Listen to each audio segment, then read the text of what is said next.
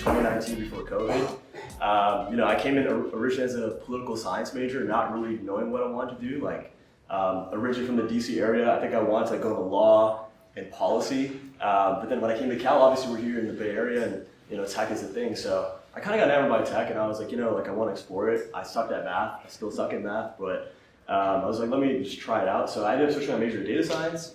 But then after COVID hit, I'd gone back home to Maryland, where I'm from, and then after my freshman year, I actually took a gap year to work at a startup as a product manager and data scientist. And then that kind of led me to a couple other internships. Founded a consulting club here on campus, and then ended up joining Free Ventures, and where I've been working with a ton of different startups over the past couple of years. So happy to really just speak about any of the experiences related to maybe Free Ventures or just the entrepreneurship community as a whole here. So yeah. So before I kind of go into more about what Free Ventures is all about, I'm curious how you were able to kind of find that ambitious drive and how you kind of how you ended up navigating finding opportunities on campus at the time when you felt like you wanted to be a part of something bigger. Yeah, definitely. I feel like there's a plethora of opportunity here on campus, right? But I think the hard part about it is these are all such selective processes, right? I'm sure everybody can relate to this. You see a cool consulting club your freshman year, first semester on campus, and you're like, hey, they do really nice stuff. I would love to be a part of that. And then you get hit with 5, 6 interviews. It's a whole job process. Yeah. So why are we even? Yeah, it's just really hard to, I guess, find your footing, and I definitely experienced that for sure. I think what it was for me is I've always been a person who just can't sit still. I just kind of always need to do something. So for me, I was just hey, I'm just gonna find whatever opportunity might fit what I'm looking for right now. So my freshman year, I really wanted to gain technical skill set. So I joined a data science club. But then my interest changed. I ended up taking a gap year, worked at a startup. Thought I liked that. Then my interest changed to product management and product marketing. So I think I just kept doing things that really interested me at the time. That's pretty much it. I don't know exactly what everybody's experiences are in here and what you guys are all passionate about, but I think the biggest piece of advice I would just have, if there's any advice to give, would just be just keep doing what interests you. You're gonna do the best at that. So that's kind of what led me to join Free Ventures, because I worked at that startup and honestly saw can I? Is it? Yeah. Okay. Please. It was kind of it wasn't the best experience, I would say, for what I was looking for at the time. But looking back, it was actually a huge learning experience, right? So don't be afraid to do things that might not be the best fit in the moment. Just kind of stick through it. But yeah, I think that's a high level advice. Right. So I guess this is the kind of the section where we go on to what is Free Ventures. Yeah. So how many of you heard of Free Ventures on campus? Can we get a hand? Okay. Good. Okay. So quite a few. Yeah. I mean, we're really close. We're super fond of EFB. A lot of people that we're connected with have been in EFB and do a lot of great things. So Free Ventures is basically a student-run zero equity startup accelerator. So essentially, we take in Cal founders that have really early stage companies. This can be just a slide deck or an MVP, or they could already have funding before. And so what we do is we have a semesterly batch program, kind of like Y Combinator, where we have a portfolio of 4 to 5 startups per semester, and we put them through mentorship sessions and curriculum, and we even work with the companies as semi-interns as well. And so our whole goal is to help these startups get from 0 to 1, and that's really different. You guys are here at EFB, so I'm sure you guys know a ton about startups as well. There are different stages to companies, and not everybody's in that same place. So a lot of our founders obviously come in looking for funding. They want to get money. Some are just looking to build MVP. Some are looking to just validate their idea. So there's a ton of different things we do, but happy to dive into any one of those. But yeah. What's kind of the baseline for you to be a part of an accelerator? I mean, you mentioned that it can range anywhere from being in the ideation phase to just wanting to get more help on the funding side or be connected with other people. But how does one, because a lot of people here have an idea, maybe some of them even have their own startup of their own, but they might not feel they're ready for an accelerator. How should they think about that? Yeah, I think an accelerator, in my opinion, right? I think we get enamored by the YCs of the world and Techstars, whatever it might be, right? And you're seeing all these people on LinkedIn and they've been through YC and it looks super great. And you're wow, that's what an accelerator looks like. But honestly, you don't really need to be at any one stage. You just have to be kind of pre-funding, I'd say, to really be eligible for an accelerator. The accelerator's purpose is, I would say, pretty straightforward, right? It's just in the end of the day to kind of help you not only understand what you're building, but also kind of iterate and learn through that mentorship aspect. The people that you're going to be surrounded by, like that's the biggest thing is just the people, right? Because you're going to be in cohorts where, like as a founder, you're going to be working with other founders in that accelerator as well. So it's really about the people aspect, I think. But what I would say about like how to position yourself to get into accelerator, just very directly, is like just be passionate about your idea, right? Like really keep that customer obsession, right, at the top of mind. Is like if you're applying to an accelerator, you could be at any stage, but at the end of the day, just really convey like, hey, we really know about this customer problem. At the end of the day, we want to solve it. We think we're the best team to do it. So yeah. When it comes to projects, I feel like a lot of people are passionate about their projects. So it must be like other factors. Like, is there something that you've realized within the founders that have done well throughout the freebie batches that you've recognized and said like, oh, maybe that's like the secret trait or formula that's making everyone successful? Yeah, no, that's actually a really good question. I think that's something I like ask myself like a lot as well. Like, what makes a successful founder versus like, I guess, unsuccessful founders in the moment. I think from like what I've seen, like some of our companies have done a really great job with fundraising and building out. I think the common denominator is like, how well do you really know the customer problem, right? That's like that's a piece of feedback we hear from investors that talk to our companies, and just in general, I feel like what really differentiates that great founder versus that founder that's still getting there. It's really about, do you understand your customer need, and do you have the persistence and perseverance to figure out the solution to solve that problem. As long as a problem's there, it can be solved with, obviously some amount of money, maybe some really great engineers and other talent around you, but I think that's the biggest thing, like really understand the customer problem. That's like the biggest piece of feedback I've heard. Is there like an example that you have of someone that had to do a ton of different like market research interviews to kind of finally take off? Yeah, I mean, like, so, this is a great question actually, because I'm sure a lot of you guys have been through this as builders and you guys have heard about this a lot. Customer discovery is just a really long process. Like, I've worked with a few founders now on customer discovery and working there. This one story I had is like my first semester in free ventures. Like, once you're in free ventures, you have to actually like sit with one founder, like kind of work with them the entire semester. So the founder I was working on, he was actually building like a fintech company at the time, or trying to build one. He didn't have an MVP at that point. But honestly, like he really just kind of used me as a sounding board, right? Like he went through so many iterations of trying to figure out like, what is this solution to this like payment problem here in America? He was focusing on small businesses specifically, but I guess it's not really too related to it. End of the day is that really for the 4-month period, he was just doing customer discovery. He was finding out new information every single day, and that made him a lot more knowledgeable in the space, and it made him really great to talk to investors and things of that nature. So, and that's all he really uses for, which is a sounding board, which is definitely valid if you're trying to do an accelerator. That's like the biggest part of it, I'd say. Right. So you've kind of dipped your toes in both the startup realm and the corporate realm. Can you kind of differentiate the two real quick and like let me know or tell me what you think the advantages of both sides would be? Yeah, so I think that's also a really great question as well. I know a lot of people are like super anti-corporate, I just want to do startups, and I think that's like really great. And there's a lot of people who are like really scared of the risk that comes to startups, and like they want to stay corporate, and that's great. I think with me, I was always like curious of like what are both sides talking about. So that's why I kind of like I tried to get experiences in both. I don't know how many of you guys are like looking to get internships or like interested in like landing a corporate job here, like for a little bit at least.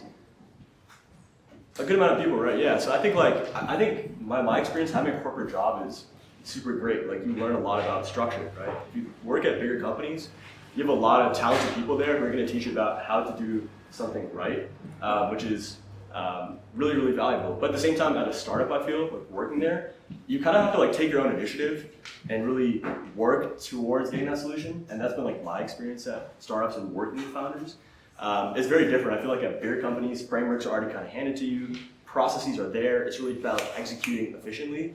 At startups, it's really just about like getting it done at the end of the day, right? No matter what it takes. Even if you don't have the best technology yet, the best like talent around, whatever it might be, like I think working at a startup is like overcoming, which is also true in corporate, but I think those are the stark differences. Corporate's like a little more structured, laid out, which is good. But then startups are kind of messy, which is also a good thing. Would you be able to tell me like how, like you mentioned right now, like it's very messy in terms of like a startup. Is there some kind of organizational framework that you've seen work really well in terms of those situations where it helps keep everyone on the same track? I know as like a president yourself, you've also had to implement these organizational structures to make sure everyone does their tasks. Yeah, so I think this is a great question as well, because I think it differs on your specific team structure and the scale you're working at. I think in general, when it comes to like strategies I've seen some pretty good ones at startups, obviously, because they've kind of taken those same principles from larger companies and implemented them, like whether it's like sprint planning, roadmap planning, design frameworks, whatever it might be, or just technology in general. Like there's a lot of that turnover, obviously. But I think like one good strategy I've seen is really just about team cohesion, right? So at one place I worked, at this one startup, what was really cool is like we would always kind of just like have these sessions where we would just get on Discord and just like work for like 4 hours straight.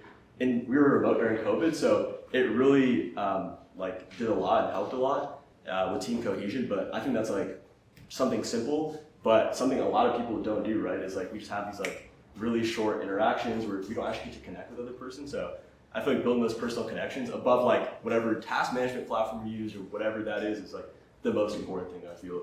But I can like think of a ton of examples of like really great leadership, because I've had some like really good managers and teammates. So. On the topic of leadership, I mean, it's very hard to have the difficult conversations sometimes when a team member isn't exactly pulling their weight or doing the work that they were expected to. How do you kind of approach those challenges?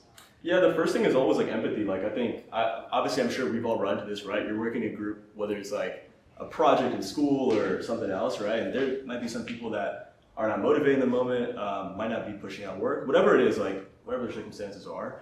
I think like the strategy I use and I've learned along the way is like instead of just like assuming things up front, I think it's really good to just like try to have a conversation with them about that situation and be like, hey, like what's going on? Like how's this going? Are you like okay? I think that's like really important to start off with, right?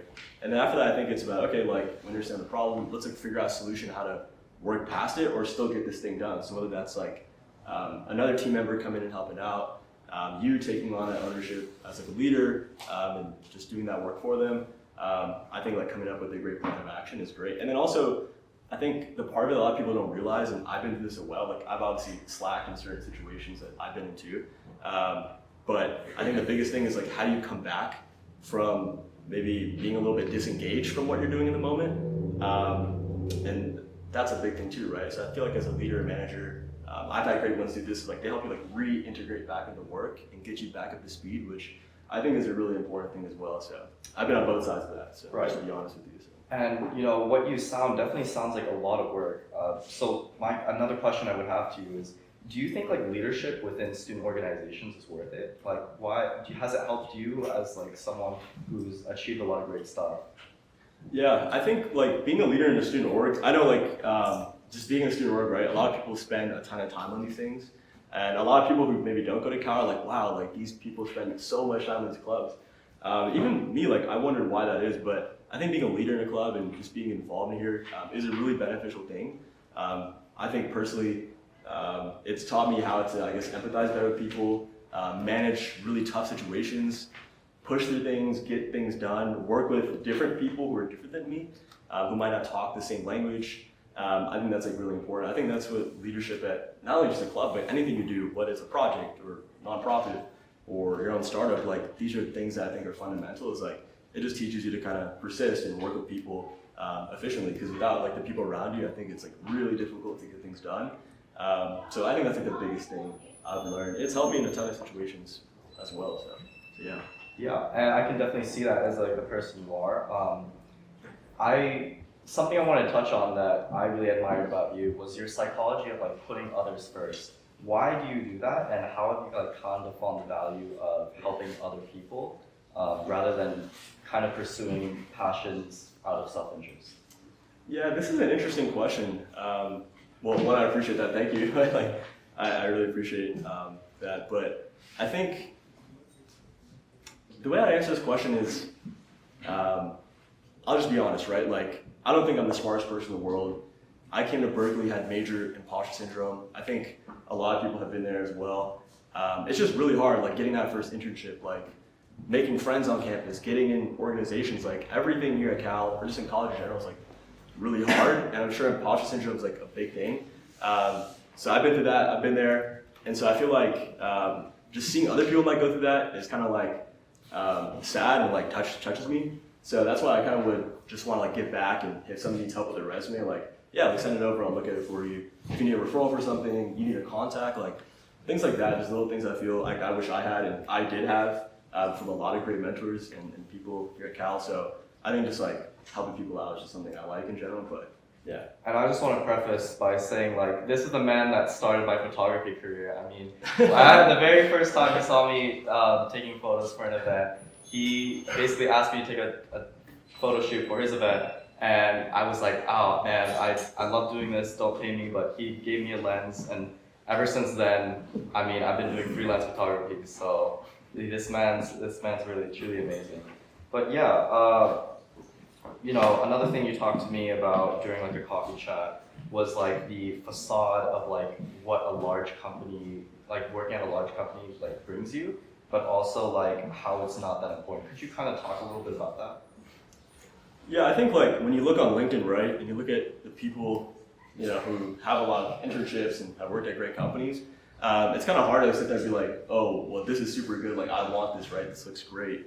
And working at big companies is a really, really, I think, a great experience in one way of thinking of it, because it teaches you that structure. You get exposed to just like really talented people, which is really great if you're, I guess, like in our stage in college. And you know, depending on what they're working on, you might actually be super passionate about that company's mission and the products, right? So I think in those ways, working in corporate is like really good. But at the same time, like if you're not maybe that type of person that wants to fit into like a structure and work on kind of detail, super like small, minute things sometimes, it might not be the best place for you. Like I've definitely felt that sometimes where I felt constrained. I know a lot of other people who worked at bigger tech companies have felt that as well. So I think like, I wouldn't say it's a full facade, like I think there's value to it, but at the same time, you know, just to evaluate if it's for you or not, like, and that's really important, because like big tech and all these things might not just be for everybody, the same way like startups and entrepreneurship just might not be for everybody, so yeah. So at the very beginning, you talked about how you switched from like a law major to wanting to be more involved in business. Did I get that correct? So I'm sure a lot of people are probably undecided here of like what they want to do when they grow up and whether or not the major like plays a huge role. I love this advice that you gave me, so I don't know if you remember or not, but what is your advice on kind of figuring out what you want to do, figuring out what you're good at, and then figuring out like when it is time for you to explore and when it's time for you to settle down and commit to something? Yeah, I still ask myself that every day as well. I think it's really hard, right? Because I kind of told you guys earlier that I had these interests and I kind of just acted upon that interest. I think at the end of the day, right, like you kind of just figure out what you're good at, right? Like focus on what you have, not what you don't have. So kind of think about what you're good at. How can you translate what you're naturally good at into an actual skill set that a company or somebody might seek value from, right? I think for me, like, I'm not a great programmer at all. Like, I really suck at coding. I would really not want to be a software engineer, for example, right? But I do know that I kind of like various aspects of tech, whether it's like design, the business aspect, the sales aspect of it, which kind of led me into like working as a product manager and trying to pursue that right now. But in 5 years, like, I could be doing something completely different, right? So I think it changes for everybody along the way, but I think just focus on what you're really good at and find something, whether that's like software, marketing, sales, design, whatever that might be, and just like do it like really, really well. That's a piece of advice I got from one of my managers last summer is like, end of the day, it doesn't matter what you have or don't have, whatever you're good at, just do it the best. That's it, simple as that. Where do you think you can find the confidence to kind of say that I am the best at this? I think the first thing is just like working really hard at a work product and getting people to just like evaluate and give you feedback. Like, I think just getting those like words of affirmation from others that are close to you really just gives that initial spark of confidence.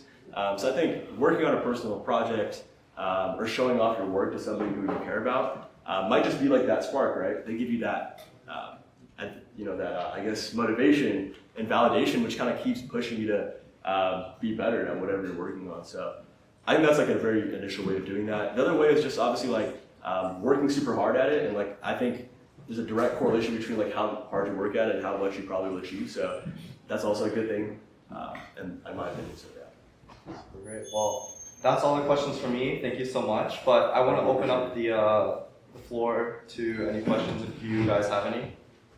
Anyone want to go?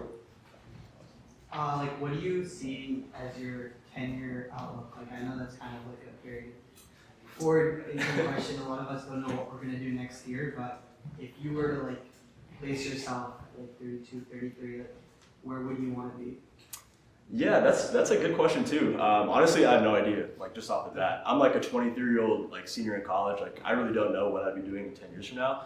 I feel like what I would like to be doing, maybe sitting on a beach retired early, but I know that's probably not gonna happen. But I think I want to work with startups. Like I think startups are my true passion, whatever it means that might be. Working at one, founding one, VC. I love like just early stage companies and building things from scratch, and I know you all do as well. So 10 years from now, hopefully I'll be in a position where I can be in that space, startups, whatever it might be. So, yeah.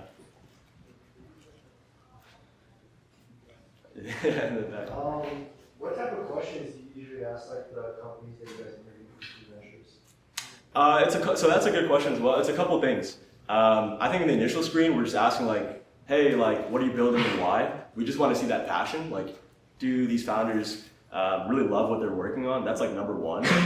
Then once we get that, like, past the first screen into that second screen, we're really kind of talking about like, okay, like, what have you done? Like, what's your traction? Where do you see yourself in, 6, 12, 18 months out? And then thirdly, like, and most importantly, I feel like, what are you looking for out of free ventures, right? I think a lot of companies out there might not really need us per se, because they might be on a different stage, or they just might not be looking for something that we offer. So we're just trying to really filter like, hey, like, why are they looking to join our program? And do we have like the adequate resources and knowledge base to help them out? So I think at the high level, like, that's kind of what we ask companies about. Yeah. I don't know if you answered this question yet, but like I was wondering how you transitioned or got into the venture space. Like, how did you start? I think everybody has like a little bit different story, and everybody has a really unique one. Mine was just like COVID hit. My parents were like, hey, like, we don't want to pay X amount of money for online school. You should like just take the year off. So this is after my freshman year when COVID hit. So I was like, all right, I guess I'll just take the year off and like hang out. But then I ended up like coming across this opportunity at a startup for product management, and that's the field at that time I really wanted to pursue. So I just worked there, not really being interested in startups. I kind of was just like, I just want like a PM job so I can get that next PM job, if you know what I mean.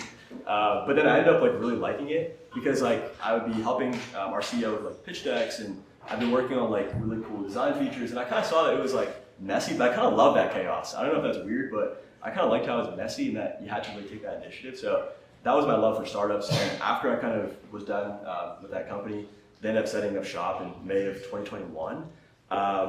Then I ended up like coming back to Cal after my gap year, and I was like, I really need to be involved in the startup space here. And I knew a couple people in free ventures, seemed like a really good space. I ended up joining, and that was kind of how I met a lot of like investors and founders. So I think free ventures is that thing that really carried me over the top when it comes to that interest and love for VC or just venture in general.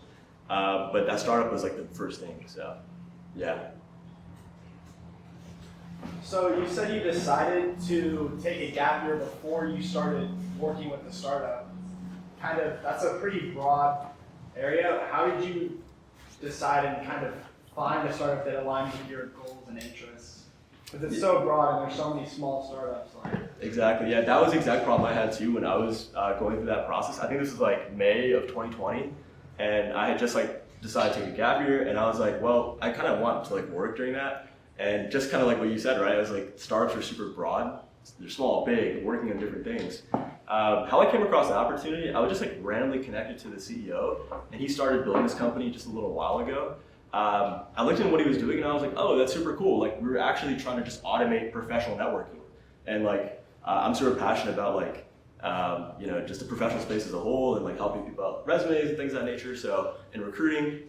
So I thought that tool like resonated with like, what I believe is like helping people with recruiting and connect with others. So I just reached out to him on LinkedIn. I was like, hey, I really love what you're doing. Do you have like room for like a PM or someone who could do like data or design work, pretty much anything? And then he was like, yeah, I'll interview you, X, Y, Z. And then it kind of just went on from there. But I would say I kind of really got lucky, if I'm being honest with you. I was really just interested in like anything consumer at that time. I didn't really know about fintech or know about anything deep. I was just like, I just want to work on something that I think is cool. So that was it. But maybe not the answer you were hoping for, but that was what I went through at least. So yeah. Okay, thank you. What are like the traits of the founders and like the way they approach like the problems that they tackle that you like notice like of like the best like companies that you guys have like gone? Oh, the best guy. Yeah, that's an interesting question. I feel what like are the best traits goes back to what I said earlier was like they're just really knowledgeable about that problem space.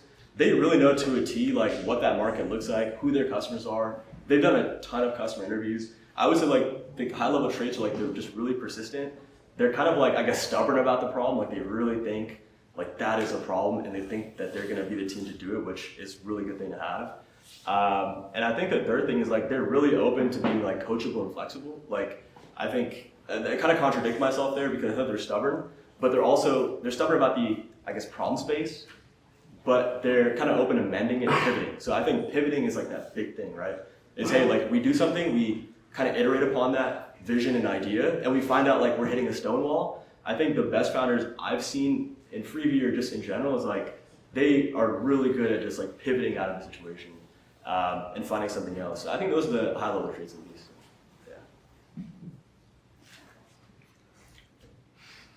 Yeah. How strict do you think you guys are versus like like some like how high are your standards versus like like YC versus like a VC firm? Like how much do you guys think you guys know about like building startups? Like